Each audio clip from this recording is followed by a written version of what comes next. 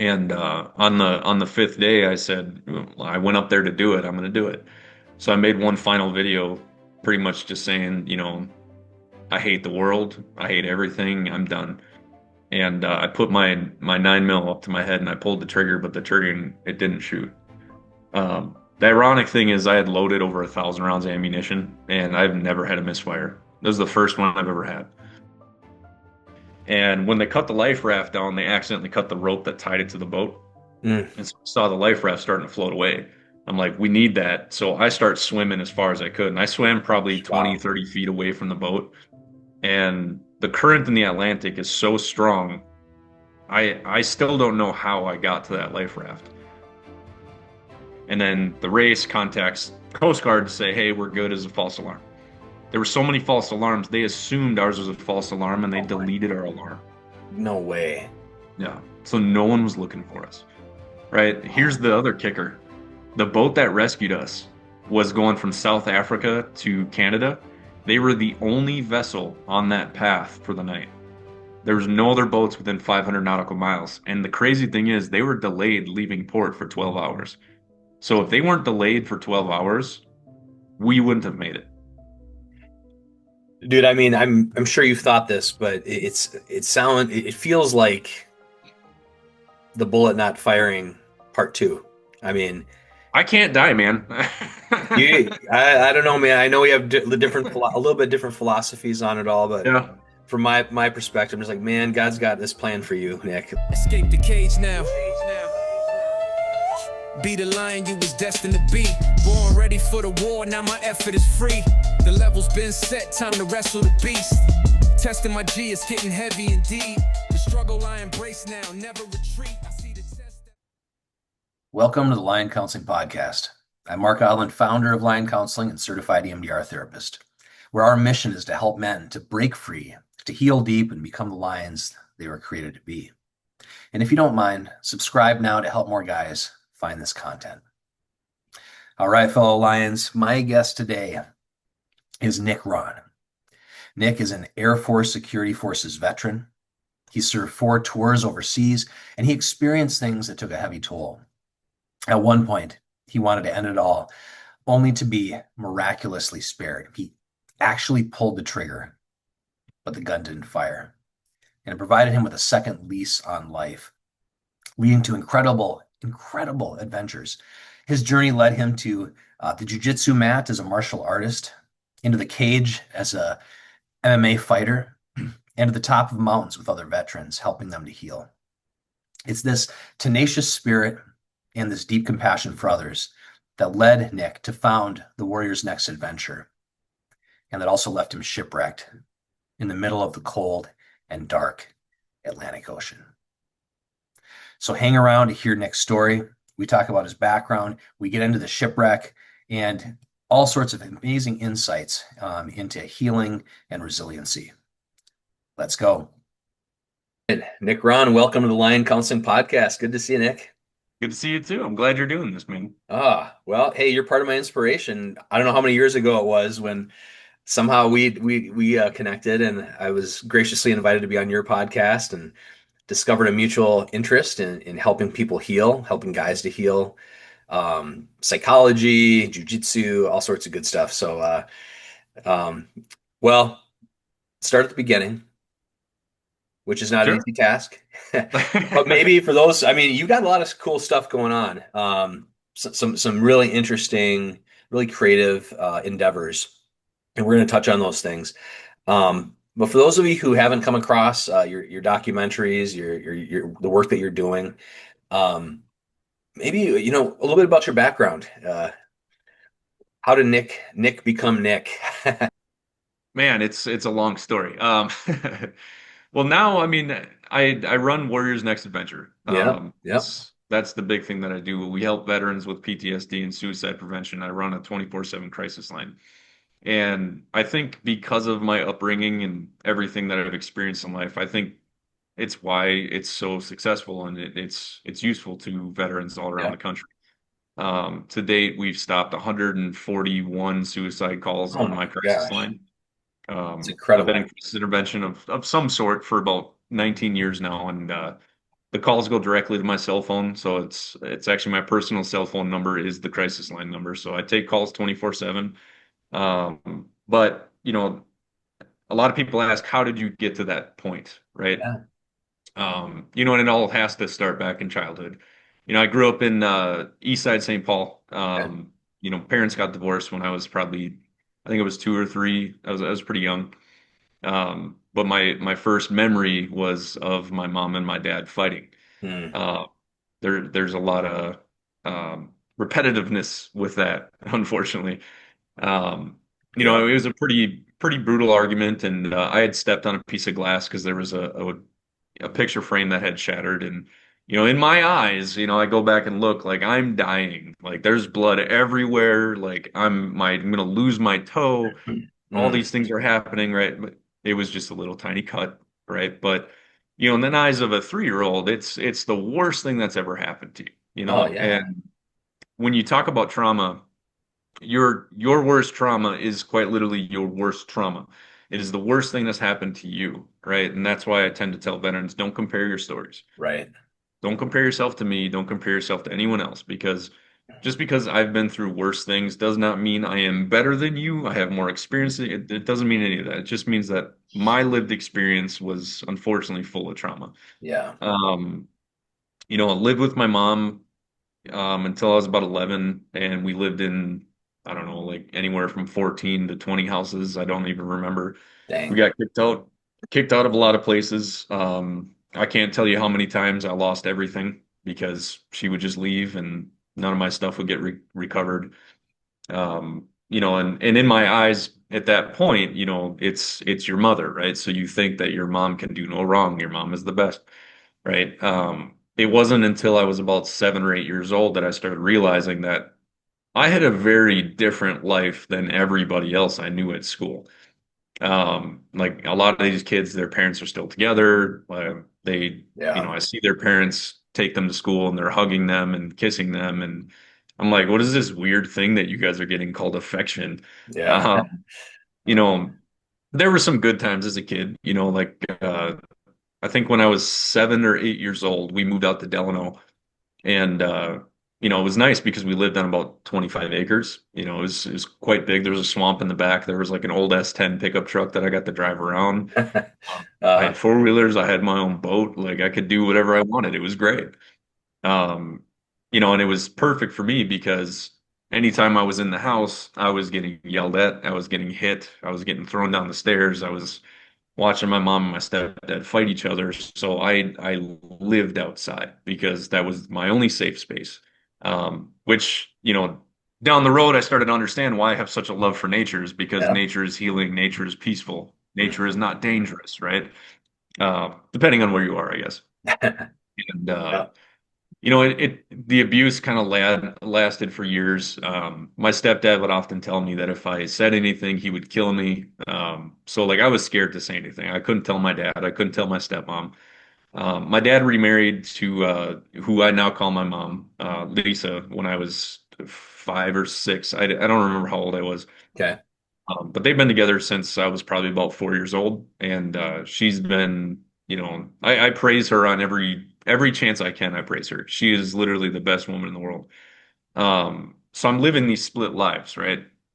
I go to my dad's, and I'm never really home. I always do my best to go out and ride my bike. I'm just trying to get away all the time, Right. even though I didn't really need to do that at my dad's house. My dad and I didn't have the greatest relationship. Um, he was, in my eyes, he was a bully, right? I had a lot of issues with him growing up. Now he's like my best friend now. I love him to death. My dad Mhm. is one of the most, he's a big cheerleader for everything that I do and tells me he's proud of me every chance he Mhm. gets. Doesn't change the fact that childhood growing up wasn't the greatest, right? Right. Yep. So my stepmom was kind of like the only safe parent that I had. Fast forward to I think it was either the winter of 99, 2000. I don't know if it was in December or January, but there was one point I was sitting in my basement at my mom's house, and my stepdad came in. I heard like a loud thud, so I ran upstairs, figuring they were fighting. And he had a broken leg and he could barely walk, and I was like, what the hell is going on? He's like, your Yeah. mom's dead. So, as God, I think I was 10, I'm freaking out. And we lived right on a lake. So I ran out to the lake and I see the snowmobile flipped upside down and it's in pieces. And I run over and I see my mom laying there. She was in a full snowmobile suit and a helmet. And I ran over to her and I yelled her name. She didn't say anything. So I took her helmet off and she was laying there lifeless. And you remember that show, Rescue 911? Oh yeah. I Yeah. loved that show growing up. And so I knew how to do CPR based off of watching that show. I didn't do it correctly because I just started punching her in the chest.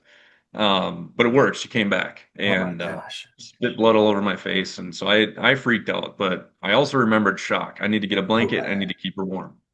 So I ran inside and went to grab the phone. And my stepdad said, if you touch that phone, I'll kill you. So I'm like, you did this. This was you. We had an emergency phone in the basement because he was such a psycho. Yeah. Um, ran downstairs, called 911, got a blanket, and I kept my mom alive until the ambulance got there. And she was in a body cast for like 6 months or so. And I almost had to repeat the sixth grade because of the amount of time that I spent having to stay home to take care of her because he wouldn't do it. He would still smack her around when she was in this cast. I can't tell you how many times I got hit because I was trying to defend her.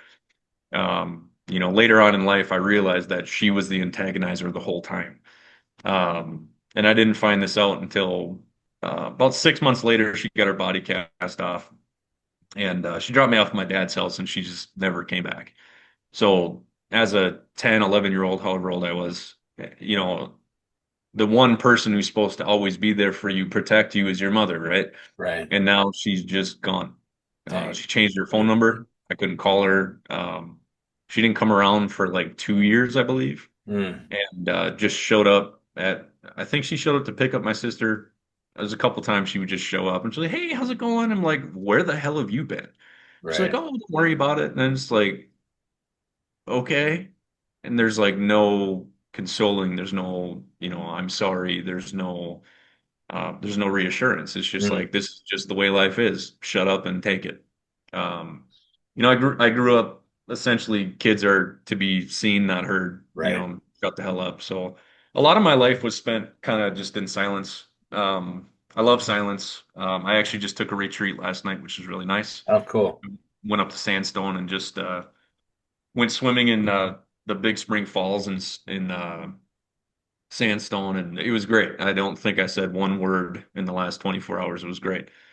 And a lot of that stems from my experience as a child is because nature is safety, nature is peace, Right. people are dangerous. Um, and so like she would pop back in my life here and there.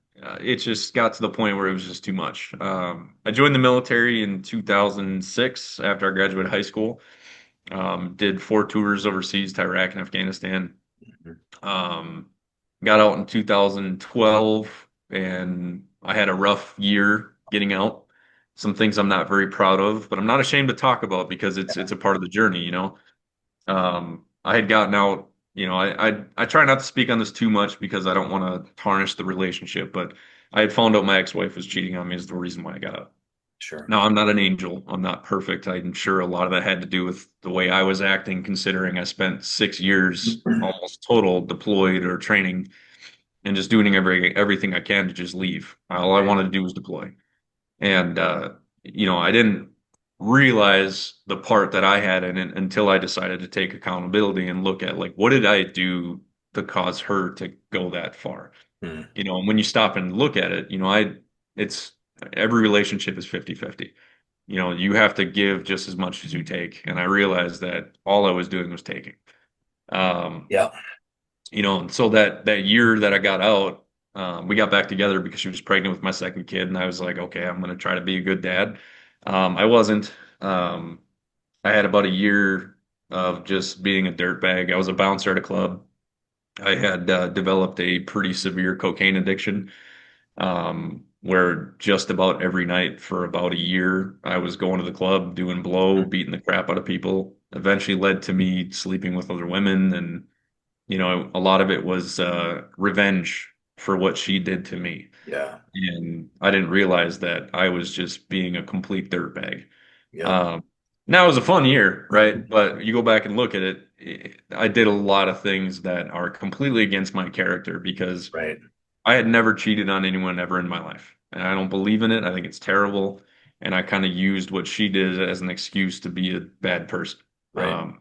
And eventually I quit all of that. Got lucky, got a job at the Minnesota State Patrol. I was a dispatcher there for 8 years and I absolutely loved that job. Completely helped me turn my life around and got me back to where I need to be. And we were working on a relationship, trying to make things better. But 2015 rolled around and found out that she was cheating again. Now, to preface all of this, me and my ex-wife, we've forgiven each other for all of this. Yeah. We do have a pretty good relationship right now. I have my kids a little bit more than she does, but it's about 50-50. So we share the kids. She takes care of them when I need to go on trips for the nonprofit, and I take the kids when she needs time. We try to help Okay. each other out as much as possible. But um, and 2015 was probably the hardest year for me just because of the fact, finding out my wife was cheating again. But we also found out that my youngest daughter was autistic. We knew something was wrong, but when you get that diagnosis, Mhm. I'm sure you know about the blueprint, right? The blueprint that we all create for our children. We have a idea of who our children are going to be, Yep. and when you get that diagnosis, that blueprint is just torn to shreds. She's 12 now. She still doesn't speak. She's very aggressive. She'll hit you when she's mad. So she's got a mean left hook. You got to keep your hands up in my house. Um, Good thing you're and trained. Good thing you're yeah, teach martial I know how arts. to block. Yeah. So that summer was just really rough for me, and when I found out about the cheating again, I had it. I've had at this point I think I was 27 or so. Okay. I had had almost 20 years of abuse, drug use, getting treated like shit, thinking I was a piece of shit because of what everyone else told me I was, right? I'm believing that narrative that everyone keeps telling me instead of looking internally and knowing who I am. I never knew who I was. And I had had suicidal thoughts since about 8 years old is when they started, um, pretty much almost daily my whole life. And eventually I just said, screw it, I quit. And I went up to the Boundary Waters in northern Minnesota with the intention to kill myself. And those were probably the best 5 days of my life, which sounds crazy. Um, I didn't bring any food. I brought some jerky for snacks here and there, and then I Yep. brought a bunch of oil and like shore lunch because I just catching fish and cooking Yep. them. And it was great. I brought my kayak because I knew the waterfall I was staying at had a really nice rapids. So I was riding my kayak on the rapids. And the whole time I was making a video talking about why I killed myself. Right. So my goal was to have essentially a bunch of short videos explaining why I decided to do what I did. And my intention was I had a dry bag. I was going to put it in a dry bag next to my wallet and everything so people knew like what Yep. happened. And my idea was if I killed myself up there, the bears would get me and no one would have to see it. So again, seen, not heard, just stay away from everybody. You're bad. Nobody likes you. Nobody loves you. It's just that this constant narrative that I continue to tell myself, based off of some of the things I was told when I was a child. And on the fifth day, I said, well, I went up there to do it. I'm going to do it. So I made one final video, pretty much just saying, I hate the world. I hate everything. I'm done. And I put my 9 mil up to my head and I pulled the trigger, but the trigger it didn't shoot. The ironic thing is I had loaded over 1,000 rounds of ammunition and I've never had a misfire. This is the first one I've ever had. So I dropped the magazine, pulled the slide, and I looked at the bullet, and the primer was struck, but the primer was a dud. And so I start laughing because I'm like, "You're such a failure, you can't even kill Oh, yourself." wow. Right? It was just that worst. It was just a moment of complete despair where I'm just like, "You're so worthless. You can't even kill yourself." Mm. So I reloaded the magazine, racked it back, and I put the gun up to my head. I said, "There's no way this happens twice." And I sat there for a second. And I broke down and I started crying. So I set the gun down and I just started to scream at the top of my lungs. And I shot all 19 rounds off into the lake. And then I just started laughing. I was like, are you kidding me right now? I was like, come on. I was like, the one that was meant for me didn't go off, and all of these Dang. ones go off. I'm like, God. Wow. So the beautiful part was when I opened my eyes after the first trigger pull, um, it was like I got hit in the chest with a baseball bat. I don't know Mm, what it was. And like everything was white. And the scenery just started to like come out like really slowly. And I saw like the most vivid, beautiful colors I've ever seen in my life. mm. Like, the water was so blue, the trees were so green. Like this this sounds like I'm making it up, but as No. I'm sitting there, an eagle dives and catches a fish 20 feet in front of me and then flies over like 50 feet and is sitting there eating a fish. Like I'm seeing all of these beautiful things that most people never see, you Right. know? And I'm just like, I just broke. And I'm like, what? Why? Why am I still here? And I just wanted to go so badly. But after those 19 rounds went off, I was just like, well, I'm hungry, so I guess I'm just gonna pack up and go get a burger. So I Oh kayaked man. back, and the whole time I would is a mixture of crying and laughing, like what the Dang. hell? Like, How do you now that so much time has passed, Nick? I mean, how do you make sense of that extreme coincidence? so I mean, I've obviously had 10 years to think about it because it was 10 years in July. I have you ever heard of quantum immortality? I don't know if I've heard that term. No. Right. So it's some goofy crap that I saw on a TikTok, right? And I started digging into it. I'm Uh-huh. like, that's crazy, right? So it's like anytime you die in this current consciousness, your consciousness shifts into an alternate reality Mm. where you're living the same life, but different decisions are made. There's actually a really beautiful movie made, if you like that kind of stuff. I think it's called The Discovery with Jason Segel on Netflix. Mm. His dad discovers what happens when you die. And essentially, what happens when you die is you go back to a past part of your life and you get to fix things. And Hmm. so like, all these people started killing themselves and the suicide toll was through the roof and like it's a very emotional movie. But essentially it talks about quantum immortality. Huh. And so I had this thought once, like, what if I'm still sitting there on that rock? The gun went off and I am slowly dying. And I'm seeing a vision of what my life could have been. And I Hmm. had this thought about 2 years ago, and it messed me up, man. Because I'm like, wow, like what if that's real? And what if I'm sitting there just waiting to finally die after I achieve all of these things that I've wanted to do with my life? Sounds like a good movie script, by the way. I mean, I know, that right? that could be a very interesting. Uh, It's crazy because like you look at what I've done in the last 10 years, and I went from being this sad kid who hates his life, was not a good father. I was a pretty good dad, but I just never wanted to be around my kids. When I was a great dad, but I yeah. just always wanted to be alone because I felt worthless. I was an Wow. alcoholic, I had been a drug addict. I just, everything was victim mentality. I was such a Sure. victim. And Interesting. then I started taking accountability for everything and saying that I'm going to take charge of my life and I'm going to live my life the way I want to. And, since then, I was the number 5 welterweight MMA fighter in Minnesota. I drive race cars, I climb mountains, I've tamed wolves, I've stopped 140 suicides. I survived in a life raft in the middle of the ocean. I've done all of these amazing things. And what if it's all just a premonition of what could have been? And I'm still Mhm. sitting there on that rock. It's a scary thought, man. It is a scary thought. It kind of dovetails into people talking about simulation theory and Yeah, some of yeah, some of these alternate ideas, right? And sometimes you almost do have to just pinch yourself to yeah. feel like, am I really here? Is this really?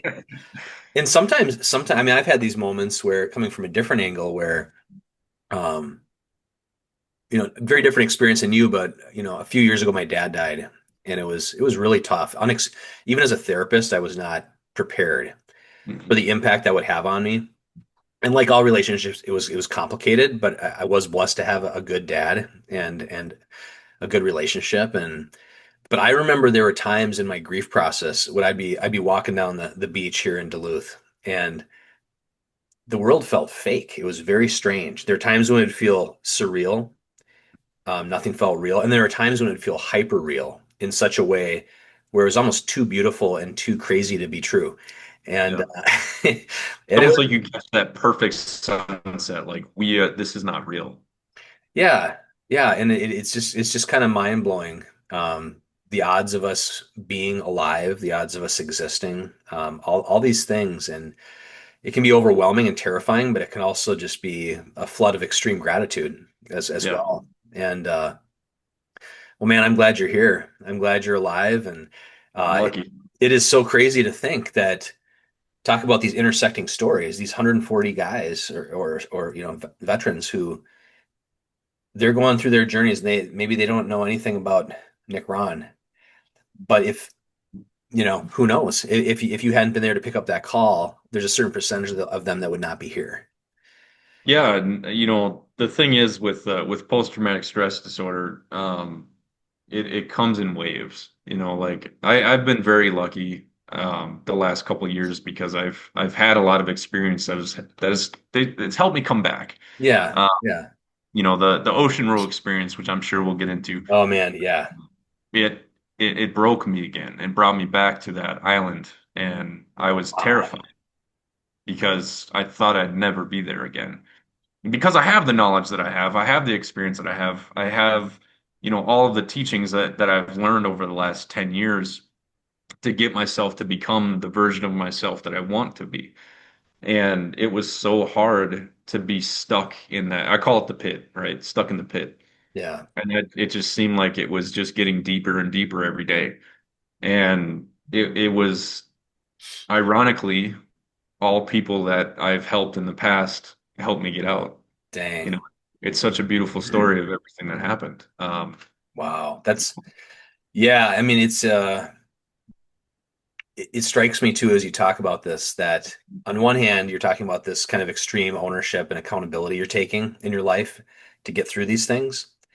But then paradoxically, there's also these moments of like surrender and breaking down and just like I don't know if that's the right word, yeah. but I think that's a kind of a dichotomy that I see a lot with this podcast and the clients, the successful men that I work with is on one hand there's this like just be tough, grit it out, take ownership. Yeah, yes, that's awesome. And being able to be radically honest about your emotional state Hmm. and have the guts to get the support you need.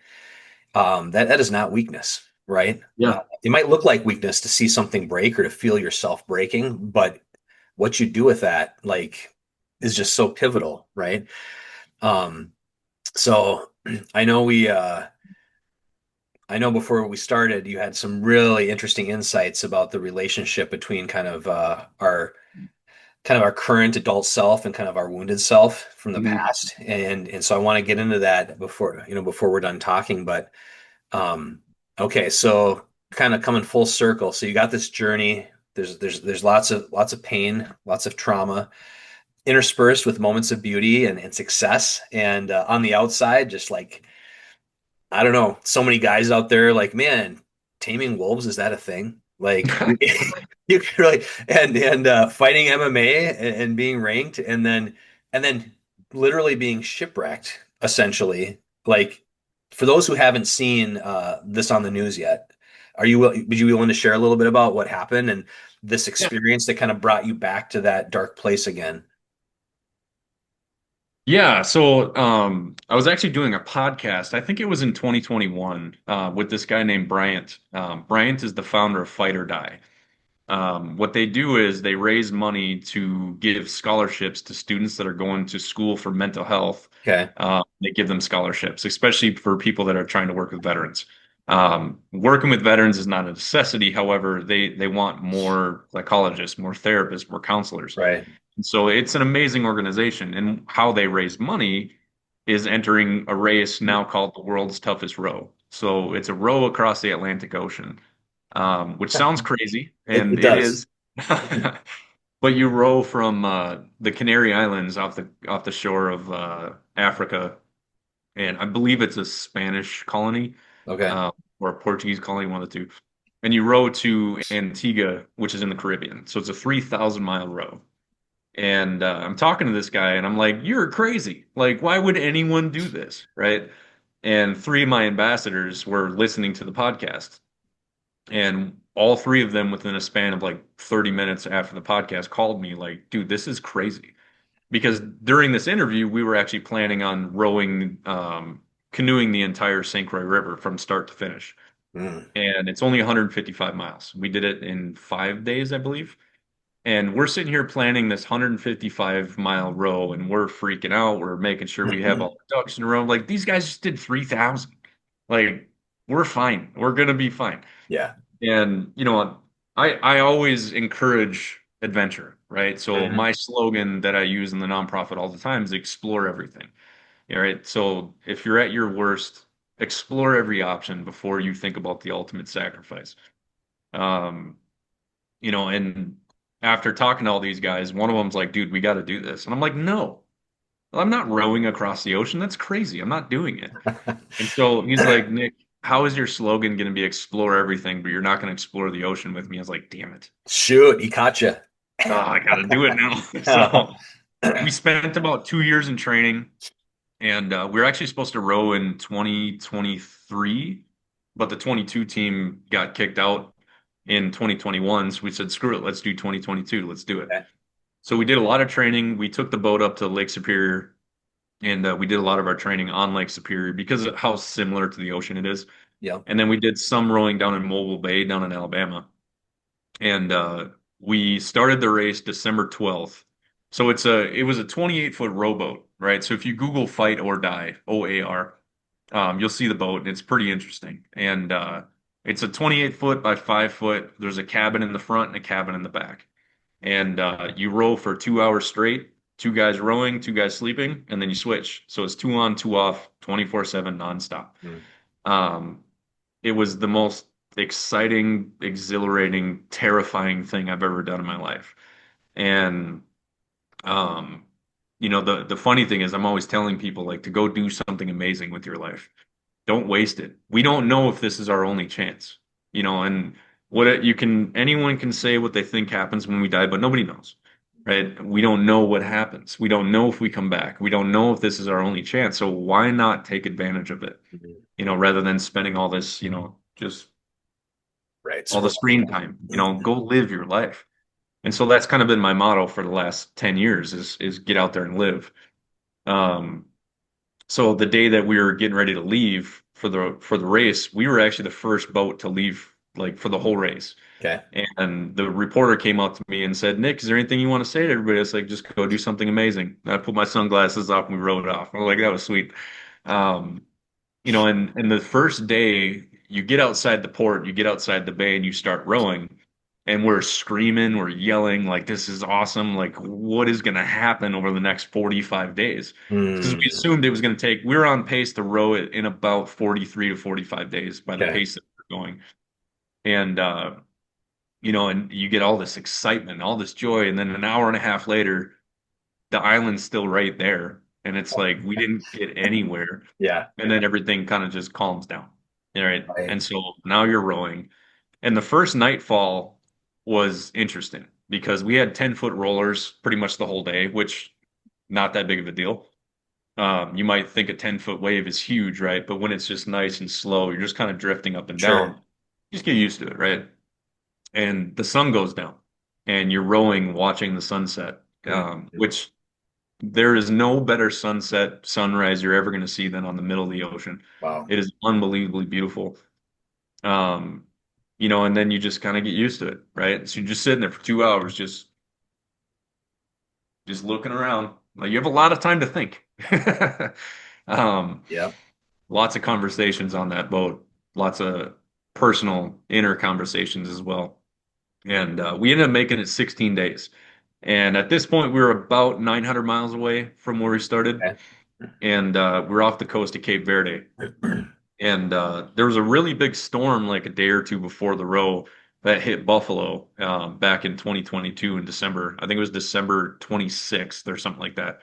And it dumped like 3 feet of snow on Buffalo. So if you Mhm. go back and look at that, and there's a documentary out called Defying Death on the Atlantic on PBS. And they actually got the Buffalo weather reporter to talk about the storm that hit Mhm. us because it went through Buffalo and it dumped all this snow. and then it moved down south into the Atlantic where we were, and we got blasted by this storm for 2 days. Hmm. So the day before our incident, we got pushed south about 50 miles, right? So if you go too far south, you're going to miss the island and you have to try to go north up into the island. So the case is you slowly go southwest into the island. And if you get south of it, the current is really rough and it's going to be really hard for you to get up there. So we were called by the race organization that said, you guys have to go straight west. So our boat was facing straight west. The waves and the wind were coming straight south. Mm. And at this point, we're getting consistent 30-foot waves. Right. Dang. Oh my Which God. sounds crazy, but Yeah. after 16 days, a 30-foot wave is not a big deal. You get Okay. used to it, right? The scary thing is when you're at the top of that wave, you're looking down 60 feet, right? So that's a little creepy, especially when your boat is like sideways and you're just looking straight down. Um, there was a lot of moments out there that were absolutely terrifying. Um, but there'd be times where rowing and it smelled really bad like fish Hmm. and we knew that there's a pot of dolphins coming. And so we Hmm. look out, there's like 90 dolphins swimming around us, jumping out of the water. It was just absolutely beautiful. Um, and on the night of December 28th, we had I can't remember what it's called. I got yet another pretty bad brain injury from this, so I Yeah. lost Yeah. the words. It's But okay. it's a rope that you throw out, and then Sure. there's a rope that you put in the front with a giant like parachute that just kind of keeps you stable. And so we couldn't row because the waves were too bad. The storm was terrible, so everyone was just kind of hunkering down, right? And there was 43 boats in this race, and every single one of us were just sitting there getting blasted by these waves. There's nothing we could do. And so I finished my shift around 3 a.m.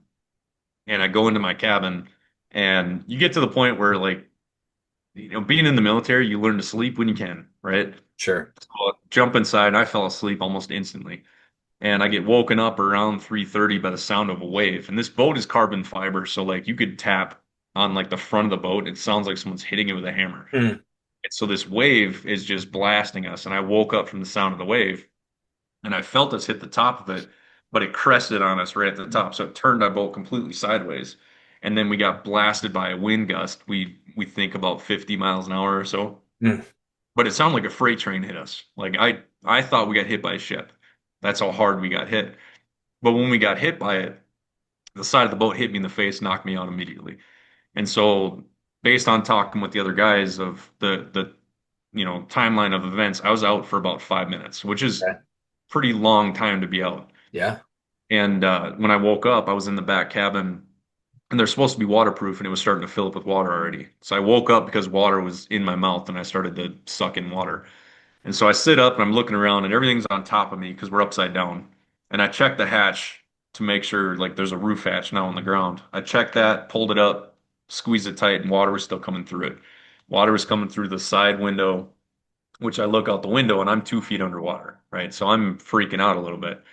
And so eventually I grab my headlamp and I'm looking around and I can't see anything. I'm super dazed and confused. This was absolutely the worst head trauma that I've experienced, and I've had Oh, like 16 concussions. oh So man. Oh gosh. yeah, it's not good. My brain is mush. But so I was useless, right? I couldn't see anything. I was dizzy. Like it felt like I was almost like it felt like I was squinting. My eyes were fully open, but I just couldn't see. And so I tried to open the door, and the door wouldn't open because of the pressure outside, because the door swings out. And so I banged on the door, and Chad dove underneath to help me open up. And he was in the footwells. And so my goal was when we open this door, I'm going to get smashed with water. And so somewhere around like 10,000 gallons of water is what they assumed came into the thing. So I dove out, go straight up into the footwells, and right as my head came up where I thought I was going to get air, I hit my head and I sucked in a bunch Oh. of water because I didn't realize the back sunk because it filled up with water. So I panicked. I'm already freaking out and I can't think well. So I dive underneath and I get out. And as soon as my head comes out of the water, I grab a rope, my head comes up, I start throwing up. I get blasted by another wave, hit my head on the side of the boat, and I wake up underwater like this. So I'm holding onto a rope. Luckily, my Hmm. hand gripped. I don't think I was out for more than 10 seconds. Okay. I don't think it was long, but I inhaled a bunch of water when I woke up. And so I came back up, I started throwing up again. And when they cut the life raft down, they accidentally cut the rope that tied it to the boat. Hmm. And so I saw the life raft starting to float away. I'm like, we need that. So I start swimming as far as I could. And I swam probably 20, Wow. 30 feet away from the boat. And the current in the Atlantic is so strong. I still don't know how I got to that life raft. Um, so the life raft, the boat's here facing west, and the life raft is here starting to float away. So I get the life raft and I just start swimming north because I figured the boat's going to keep coming this way. So I swam north for, I don't know, it felt like an eternity, but it was probably like 3, 4 minutes. And I was just kicking as hard as I could, and I felt like I was going nowhere. But eventually, the front of the boat kind of went right in front of the raft. And so I jumped in the raft, I grabbed the rope, and I held onto that rope. It was only like a 1/4 inch thick. Okay. So every time I got hit by a wave, it would rip that rope out of my hands. And Hmm. so by the end of the night, my finger was cut down to the bone here, and I had a gash all the way across my hand from the rope ripping out. Phew. And while this is all happening, Tommy's in the front cabin gathering supplies. Will was underneath the boat in the footwell pumping the sump pump to keep water out so he had more time. And Chad was on the side of the boat cutting things off the boat so we could throw into the life raft for survival. And Chad hands me the knife and I put it in my mouth because I'm not going to put it on the ground. I'm not trying to pop a hole, right? So I put the knife in my mouth. I'm holding onto the rope. And I grab a bag and I throw it in. And right as I go to grab the knife, we get hit by a wave. Now my hand is already cut up. It's gashed. It's down to the bone on my finger. So every time the rope rips out, it's just the worst pain I've ever felt in my Ugh. life. Yeah. So I yelled when the rope ripped out and I dropped the knife and the knife punctured the top tube of the life raft. So I freak out. I panic. I grab the knife and I throw it and I jam my thumb in it. And I look at Chad. He's like, "Are we dead?" I was like, "No, we're good. My thumb plugged it." So I sat there for like 6 hours with my thumb inside this hole just to keep us afloat. No, no pressure. Yeah, I know, right? So, Oh man. like, I think it was like 6 hours later. I'm like, guys, I'm pretty sure I'm going to lose my thumb if I keep it in here. I was like, I'm cool with that if it means we survive. I was like, but can we find something else to plug this friggin' hole? We found this cork. Yeah. Cork didn't work. Like it held air, but we had to pump it every 30 minutes. So it came with like a hand pump, which Okay. saved us. And all we had was a Garmin GPS. We had a sat phone, but the sat phone got wet, which why would you not have a waterproof sat phone? Makes no sense to me. Right. But the sat phone wouldn't work. And we had our two-way radio, which only goes about 7 miles. We all had personal beacons on us, which those beacons were supposed to contact the Coast Guard if they get submerged underwater. And we found out after the race that the U.S. Coast Guard did get our beacons. And so we assumed, because the race told us we're never more than 18 hours away from rescue. It's like, okay, well, we'll start the clock. We got about 18 hours, right? And so we sat there until daytime, and then we started doing an inventory. And I talk about this in my speech because I do motivational speaking and I speak on Nice. what I Nice. call the six principle process. Okay. I added the ocean story into the second principle, which is focusing on what do you have, right? What are you grateful for? What are the things you have in life? What are the skills you have? Sure. And the thing is, like, you always have to hold on to hope. And I'm sure we've talked about this. One of my favorite books is by Dr. Viktor Frankl, Man's Search Oh for yeah. Meaning. Yep. You give a man hope, you give a man life. Yeah. And so we were just looking for some eminence of hope, right? And ironically, you know what Zins are, right? Say it again. Zins, like the nicotine Oh pouches. yeah, yeah, yeah. So Will goes, "Oh man, we didn't grab any Zins because we had like 15 logs of Zins, right?" So I didn't chew at the time, but I started chewing on the ocean because I got bored, right? So you throw one in real quick, you get a little buzz, and Yeah. it's okay, cool. So unfortunately, I'm addicted now, but working on kicking that. There But you go. Will's like, "Oh, we didn't grab any Zins," and Tommy said somebody didn't check their immersion suit bag. So when Tommy was gathering supplies, a log of Zins floated by him, and he's like, "We might need that." So Will's just frantically digging through his bag, and he pulls out a log of Zins, and goes, "Yes!" And we all start screaming. We're like, "Yeah, this isn't gonna save our life," but it's a little bit of hope, right? It's a Yeah. little bit Yeah. of something good that we needed in that moment. So we ended up spending 18 hours in the life raft, and about 2 hours before we got rescued, we had to do a call, a Mayday call on our radio every 30 minutes because we only had 10% battery left on our radio, and we Wow. didn't have any other batteries. So we're a little freaked out, and about 2 hours before we get rescued, we do a Mayday call, and we hear a click on the radio. Now, I was a dispatcher for the State Patrol for 8 years. I know somebody heard us because those boats have transmitters. They Okay. can hear for thousands of miles. All right. So I'm like, okay, somebody heard us. So we did another call and said, we cannot hear you. If you can hear us, give us two mic clicks. And we hear click, click. And all of us start crying. Like we Oh lost it. It man. was the best feeling. And then 2 hours go by. We're like, where the hell are these guys? You Yeah. know, we're freaking out. We're still getting blasted by 30-foot waves consistently. And so we think it's a rescue boat from the ocean or from the race. And so I'm leaning out the front with a glow stick, kind of showing them where to throw the rope. And I look over and I go, holy crap, right? So what ended up rescuing us was I think it was a like a 580-foot shipping vessel. So we had a 35-foot Wow. this ladder, and my hand is jacked. I'm like, Oh there's no way yeah. I'm able to hold on.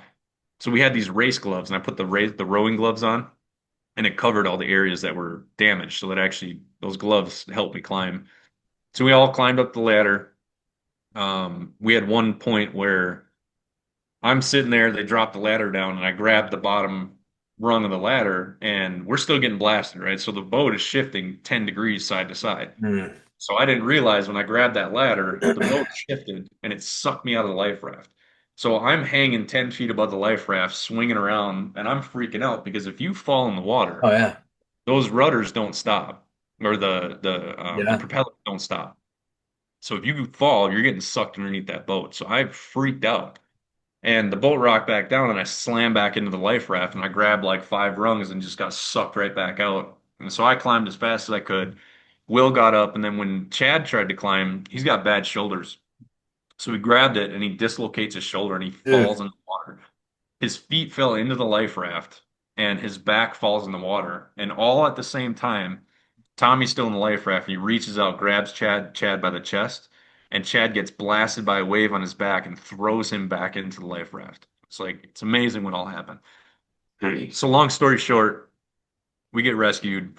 We go upstairs and they give us chow, which I just start sobbing when I walked in there because it was prime rib and Oh. spaghetti. And we had been eating dehydrated food for Yeah. 16 days. Yeah. And I started the race at 220, 225, and I weighed myself on the ship and I was 193. So I had lost like 22 pounds, or wait, that would be 32 pounds in the span of 16 days. Wow. And so the kicker is what ended up happening was we go upstairs and we get on the phone to call the race crew to let them know, like, hey, we got rescued. So Will answers the phone. He goes, hey, he's like, hey, it's Will. He goes, hey, how's it going? And Will's like, how's it going? Like, what are you talking about? How's it going? And he puts the phone down. He's like, they weren't even looking for us. What? So we find out like 2 months later that the U.S. Coast Guard got our beacons and they sent it to Cape Verde. Cape Verde was supposed to send an all call, send all vessels within the area to go rescue us. What had happened was there was like six capsizes that night on the race, and the EPIRBs were going off falsely. So what happens is the U.S. Coast Guard contacts the race. The race calls the rowers to make sure they're okay, and then the race contacts Coast Guard to say, "Hey, we're good" as a false alarm. There were so many false alarms, they assumed ours was a false alarm, and they Oh my. deleted our alarm. No way. Yeah, so no one was looking for us. Right? Here's Wow. the other kicker. The boat that rescued us was going from South Africa to Canada. They were the only vessel on that path for the night. There was no other boats within 500 nautical miles. And the crazy thing is, they were delayed leaving port for 12 hours. So if they weren't delayed for 12 hours, we wouldn't have made it. Dude, I mean, I'm sure you've thought this, but it feels like the bullet not firing part two.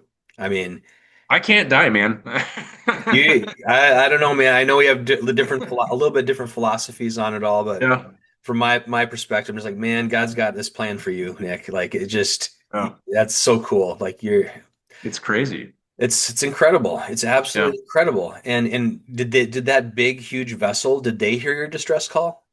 Yeah, so they heard it, and in the documentary, they actually interview the captain, which is great. Yeah. So the captain said that they thought it was a prank, like because there was no beacons, there was no distress calls, there was nothing. So they thought we were like pirates and we were trying to prank them so we could rob them. So they almost didn't come get us, right? But then the Oh. captain said, "Okay, it's not far out of the, let's go check on them at least." So they pull up on us, and ironically, um, this captain. It was his first time captaining a ship, and Dang. he rescued four guys and saved our lives.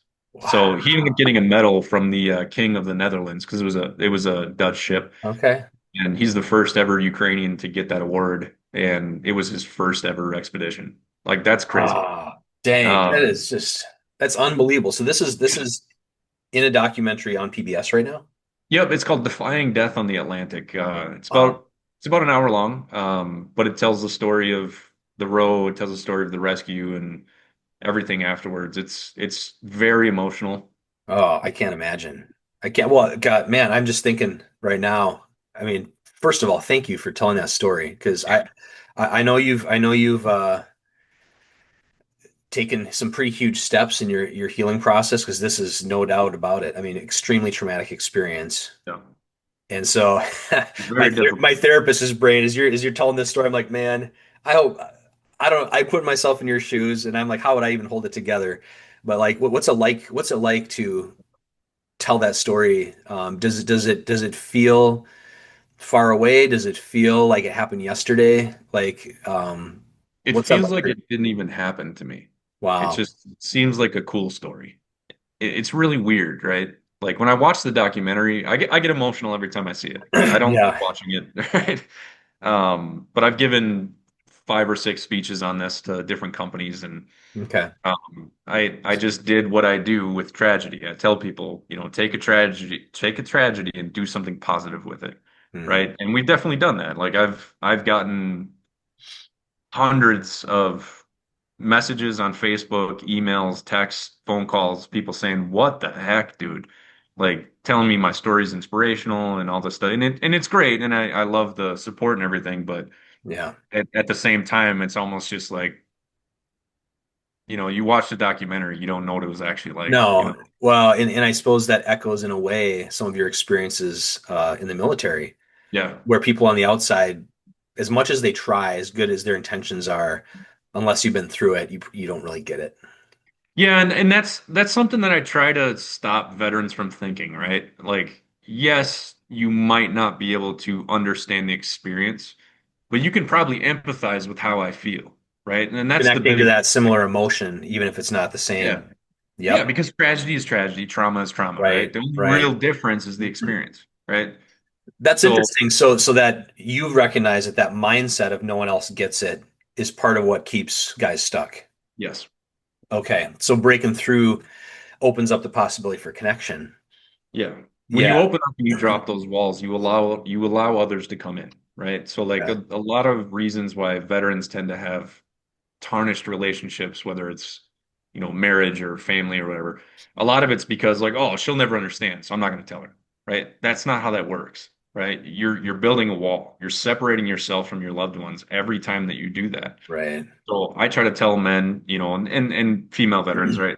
Yeah. The thing you have to do is you have to find a way to talk about it, right? You have to share your experiences with the people you love, and you have to share how those experiences make you feel. Because if you don't open up your heart, you are closing it off to everybody. You're doing yourself a disservice by not talking about your traumas, right? Which is why I'm so open about talking about everything. It took me a few years to get here, but Oh, for sure. the thing that I found is, you look and see how I started this nonprofit. I started my healing journey in 2015. I started fighting MMA, and I thought that was going to be my vessel for healing, right? Yeah. And then I broke my neck in 2016, and I was told by the doctors I would never fight again. I would have an 18-month recovery. I'm like, no, that's not how my life works. I'm fighting again this year, and it's going to happen. They're like, no, you're not. I'm like, watch. So this Oh is when man. I discovered epigenetics, right? Yeah. Because I couldn't train anymore. I was just sitting at home when I wasn't working. So I started reading books like Dr. Bruce Lipton and Joe Dispenza. I started digging into like epigenetics really hard, right? Hmm. Epigenetics, for those who don't know, is essentially the opposite of a hypochondriac, right? You can think yourself sick. Why can't you think yourself healthy, Hmm. right? Obviously, there's some things like I had to get surgery on my neck, right? But they were telling me the healing process is going to take 18 months. And I said, there's no, I'm going to do it quicker than that. So I started my own PT. I started reading books. I got a book on like I'm sorry, spinal injuries and like how to heal them. And so I started reading this book just to learn more about my injury and understand how can I fix this. And so I developed a PT program for myself because I nothing against PT folks. I'm sure they really know what they're doing, but I know my body. Sure. And so I did my own PT, and about a month and a half, 2 months later, I went in for my checkup. And don't do this, but I had a bunch of staples in my neck, and I ripped out my staples because they were bothering me. And so when I went in, they're like, "Where are your staples?" I was like, "They were irritating me." I pulled them out. They're like, "You need a special device to pull those staples out." I was like, "Yeah, I just use the pliers. We're good." You're like It's just the ideal patient, Nick. I mean, they every hate me. physical therapist and doctor's dream. They hate me. But the funny thing was, they did a scan of my neck. I think it's a CT scan, MRI. Did like 6 different tests, and so I got the results back. And the neurosurgeon comes in. He's like, "What did you do?" And I'm like, "Oh no, like, am I okay?" He's like, I don't want to say it, but like, you're healed. He's like, "You have more strength than before your surgery." I was like, "Yeah, I worked out. I did a lot of different things." So I gave him a list of everything I did. And I was like, "Does this mean like I'm cleared to fight?" He's like, "I don't want to say yes." He's like, "But there's nothing that says that you can't start training again." Sure. And so 4 months after my surgery, I ended up fighting at the Caboose in Minneapolis, and I won fight of the night, and I won the match. Dang. We beat the absolute piss out of each other for 3 rounds, and like 22 seconds in the third round, I choked him out. Ooh. And that was just a big moral victory for me too, because I was told you're done. And I said no, because this is my purpose. This is my path. I have to keep doing this. And so when I find something that is my purpose and that is my path, get out of my way Sounds because like I'm it. going to do it. And if you look at my record of the things that I've done in the last 10 years, it's not a good idea to bet against me because I'm going to do it. Um, I love it. like, except for my book. I was supposed to finish that in like 2022 and I'm still not even done with it. But Dude, I can't wait. I can't wait, Nick, to read that. thank That's you. yeah, it's gonna be a blessing to a lot of people. Well, the book is called the Six Principle Process, right? So